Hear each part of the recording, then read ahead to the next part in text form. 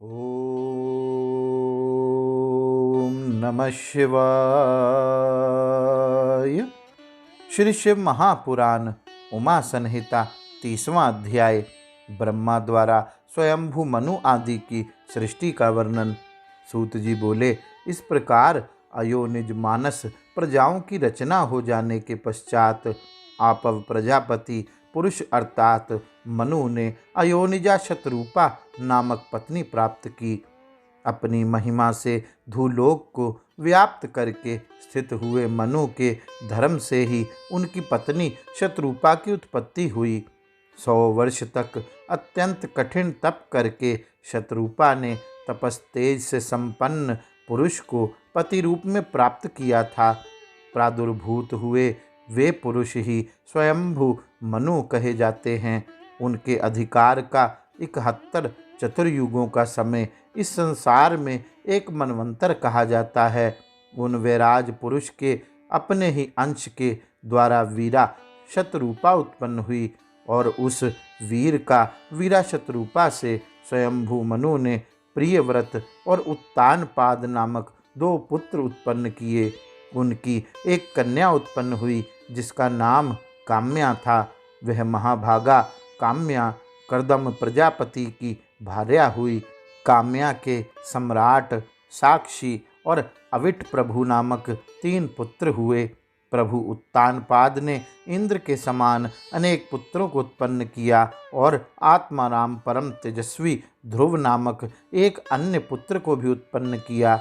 सुंदर कटी वाली धर्म कन्या सुनीति नाम से प्रसिद्ध थी। यही धर्म कन्या सुनीति ध्रुव की माता थी। उस बालक ध्रुव ने अविनाशी स्थान प्राप्त करने की इच्छा से दिव्य 3000 वर्ष पर्यंत वन में कठोर तप किया। प्रजापति प्रभु ब्रह्मा जी ने प्रसन्न होकर सप्तऋषियों के सम्मुख उसे अपने ही समान अचल स्थान दिया।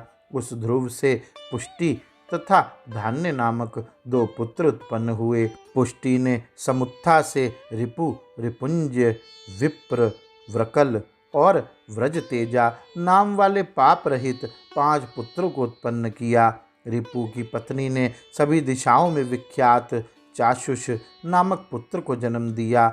चाशुष मनु ने पुष्करणी से वरुण नामक पुत्र उत्पन्न किया। हे मुनि श्रेष्ठ, मनु से प्रजापति विराज की कन्या नडवला के गर्भ से 10 तेजस्वी पुत्र उत्पन्न हुए। उन पुत्रों के नाम पुरु, मास, शतधुमन, तपस्वी, सत्यवित, कवि, अग्निष्टोम, अतिकाल, अतिमन्यु एवं सुयश है। अग्नि की पुत्री ने पुरु से परम तेजस्वी अंग, सुमना, ख्याति, श्रुति, अंगीरा और गय नाम वाले 6 पुत्रों को उत्पन्न किया। अंग से उनकी भार्या सुनीता ने वेन नामक पुत्र को उत्पन्न किया। वेन के अपचार से मुनियों को महान क्रोध हुआ और उन धर्मपरायण मुनियों ने अपने हुंकार से उसे मार दिया। तदंतर सुनीता ने संतान के लिए ऋषियों से प्रार्थना की। तब उन महाज्ञानी ऋषियों ने वेन के दाहिने हाथ का मंथन किया। वेन के हाथ का मंथन किए जाने पर उससे पृथु उत्पन्न हुए। वे धनुष एवं कवच धारण किए हुए उत्पन्न हुए थे तथा सूर्य के समान तेजस्वी थे। प्रजापालन, धर्म संरक्षण तथा दुष्टों को दंड देने के लिए विष्णु का वह अवतार हुआ। उस समय सभी क्षत्रियों के पूर्वज वेन पुत्र पृथु ने पृथ्वी की रक्षा की। वे राजसूयाभिषिक्त राजाओं में प्रथम सम्राट हुए। हे मुनि श्रेष्ठ, बुद्धिमान सूत और मागध उन्हीं से उत्पन्न हुए। उन्होंने सबके कल्याण के लिए इस पृथ्वी का दोहन किया। 100 यज्ञ करने वाले उन राजा ने देवता, ऋषि, राक्षस तथा विशेषकर मनुष्यों को आजीविका प्रदान की। पृथु के विजिताश्व और हर्यश नामक 2 पुत्र उत्पन्न हुए जो भूलोक में धर्मज्ञ, महावीर तथा अति प्रसिद्ध राजा हुए। शिखंडिनी ने प्राचीन बर्ही नामक पुत्र उत्पन्न किया। पृथ्वी तल पर विचरण करने वाले उन प्राचीन ब्रह्मी के द्वारा पृथ्वी पर यज्ञ किए जाने के कारण कुशाओं का अग्रभाग सदा पूर्व की ओर रहा करता था। उन्होंने समुद्र की पुत्री के साथ धर्मपूर्वक विवाह किया। विवाह करके वे महाप्रभु राजा अत्यंत सुशोभित हुए। समुद्र कन्या के गर्भ से अनेक यज्ञों के कर्ता उन प्राचीन ब्रह्मी ने दिव्य 10 पुत्रों को उत्पन्न किया। प्राचेतस नाम से प्रसिद्ध वे सब धनुर्वेद के पारंगत थे। अनुकूल धर्म का आचरण करने वाले उन सभी ने शिवजी के ध्यान में संलग्न होकर समुद्र के जल में शयन करते हुए और रुद्र गीत का जप करते हुए 10,000 वर्ष पर्यंत कठोर तपस्या की। जिस समय वे तप कर रहे थे उस समय रक्षा ना की जाती हुई पृथ्वी पर प्रजाओं का क्षय होने लगा और सारी पृथ्वी पर पेड़ ही पेड़ हो गए। हे मुनि श्रेष्ठ, तपस्या से वर प्राप्त कर जब वे लौटे तब उन वृक्षों को देखकर उन्हें बड़ा क्रोध उत्पन्न हुआ और उन समर्थ तपस्वियों ने उन्हें जला देने का विचार किया। उन प्राचेत सोने अपने मुखों से अग्नि तथा वायु को उत्पन्न किया। वायु ने उन वृक्षों को उखाड़ डाला और अग्नि ने भस्म कर दिया। तब वृक्षों का क्षय देखकर और कुछ ही वृक्षों के शेष रह जाने पर प्रतापी राजा चंद्रमा उनके समीप जाकर कहने लगे।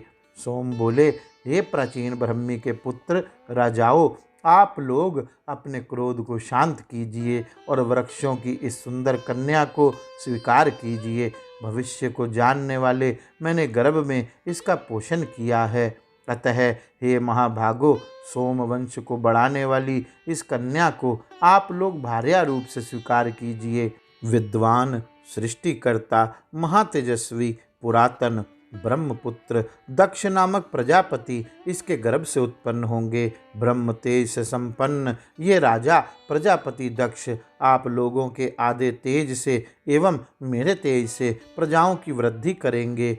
तब सोम के वचन से प्रचेताओं ने वृक्षों से उत्पन्न उस मनोहर कन्या को प्रेम के साथ धर्मपूर्वक भार्या रूप में ग्रहण किया। हे मुने, उन प्रचेताओं से उसके गर्भ से दक्ष नामक प्रजापति उत्पन्न हुए। परम तेज वाले वे सोम के भी अंश से उत्पन्न हुए थे। तब दक्ष ने मन से अचर, चर, 2 पैर वाले एवं 4 पैर वाले जीवों का सृजन करके मैथुनी सृष्टि प्रारंभ की। उन्होंने वीरन नामक प्रजापति की विरनी नामक पतिव्रता कन्या से उत्तम विधान के साथ धर्मपूर्वक विवाह किया और उस कन्या से हर्यश्व नामक 10,000 पुण्य आत्मा पुत्रों को उत्पन्न किया। वे सब नारद जी के उपदेश से विरक्त हो गए। यह सुनकर दक्ष ने पुनः उसी स्त्री से सुबलाशव नामक 1000 पुत्रों को उत्पन्न किया। वे भी उन मुनि के उपदेश से अपने भाइयों के मार्ग पर चले गए। वे विरक्त तथा भिक्षु मार्गी हो गए और पिता के पास नहीं गए। यह सुनकर अत्यधिक कुपित होकर उन दक्ष ने मुनि को दुस्सह शाप दे दिया। हे कलह प्रिय, तुम कहीं भी स्थिरता प्राप्त नहीं करोगे। हे मुनीश्वर, इसके बाद ब्रह्मा जी के द्वारा सांत्वना दिए जाने पर उन्होंने महाज्वाला स्वरूप तथा सभी गुणों से युक्त स्त्रियों को उत्पन्न किया।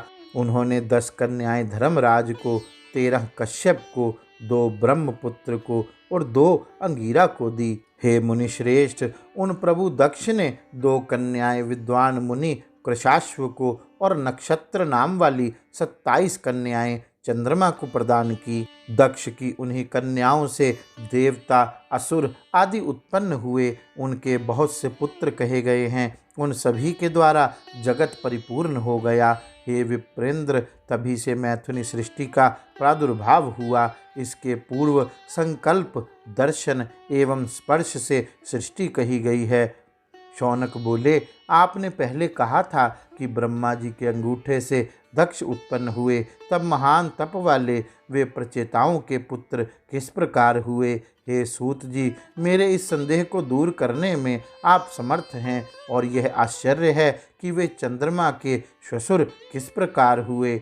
सूत जी बोले, हे मुने, प्राणियों की उत्पत्ति एवं उनका निरोध नित्य होता रहता है। प्रत्येक कल्प में ये दक्ष आदि उत्पन्न होते रहते हैं। जो मनुष्य दक्ष की इस चराचर युक्त सृष्टि को जान लेता है, वह संतान युक्त एवं आयु से पूर्ण होकर स्वर्गलोक में प्रतिष्ठा प्राप्त करता है। इस प्रकार श्री शिव महापुराण के अंतर्गत 5वीं उमा संहिता में सर्ग वर्णन नामक 30वां अध्याय पूर्ण हुआ। गौरी शंकर भगवान की जय। ओम नमः शिवाय।